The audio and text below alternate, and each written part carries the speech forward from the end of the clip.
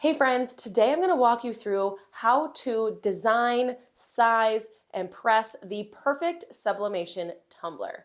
I'm super excited about this video because I love doing sublimation items, especially tumblers, for my business. They're really easy to create and do, and once you get the hang of it, they come out flawless. So I want to walk you through my process. As always, make sure you're subscribed so you don't miss any of my weekly videos teaching you how to build your handmade business so you can make consistent sales. As always, all of the supplies and equipment that I use are linked underneath this video, as well as some discount codes for you to use. So let's go ahead and get started.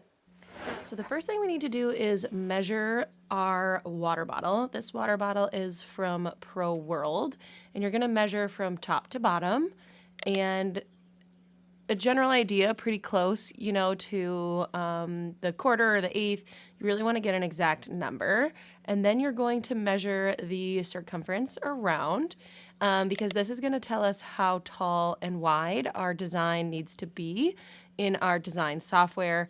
Most tumblers are usually about like 9 1/4, but if they're a little bit thicker, you want to measure each time you go to create a design. I grabbed some PNGs from Etsy, and I'm using Adobe Illustrator, and I'm making a document that is the same size as what I just measured. So usually about 7.9 by 9.3. But again, you got to measure that and figure out what you need. So I downloaded a huge PNG pack for this themed tumbler, and I'm just going to place the images around. I started with sort of this like main image. You want to do, if you are using Adobe Illustrator, you can do this in any software that you have. You want to make sure that each image is actually embedded. It just makes the process better for saving and moving things around. I decided, I start one way and you just kind of keep moving things around until you like the look. I thought the signatures looked cool under that photo. And then you see me just moving things around, making things bigger, smaller, tilting things to the right, to the left, using all of the images that came in the digital file, download that I got on Etsy.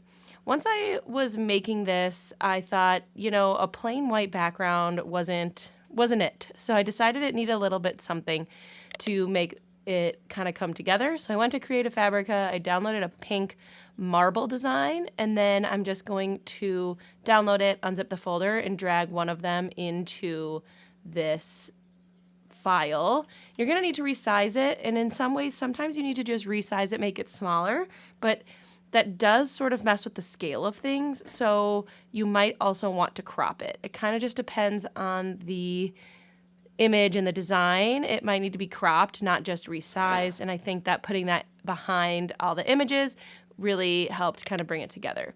So I printed this design with my Sawgrass SG-1000 from Pro World, and then I taped it to my tumbler. I actually cut it down a little bit to size it right, but just remember when you print it, it will look kind of dull, and you can barely see that marble background, but it shows up when you press it to your substrate. So I trimmed off the edges, and then I'm going to wrap it around my water bottle.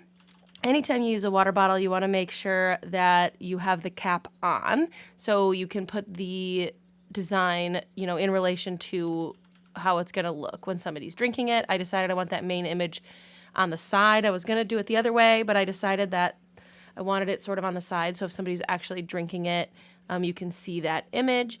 Make sure you pull it as tight as you can. When you measure out your papers, you do want it to overlap just like a teeny tiny little bit. You don't want to be too long. You just want it to overlap a little bit. This is all the tape that I used. I use a tumbler press, but the main thing you need to do is take your fingernail or something like a credit card, gift card, and press along that seam so it's fully flat against the tumbler, because then you're going to apply heat. I highly recommend this tumbler press, but you can use a convection oven and some shrink wrap as well.